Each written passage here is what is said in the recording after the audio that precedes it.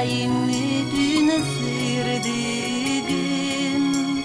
Sidekilekten konustunan Ardaqtaq gün sürerdin Taptallaq min doydum kengin ırağın Saham sire sürekten örü bardım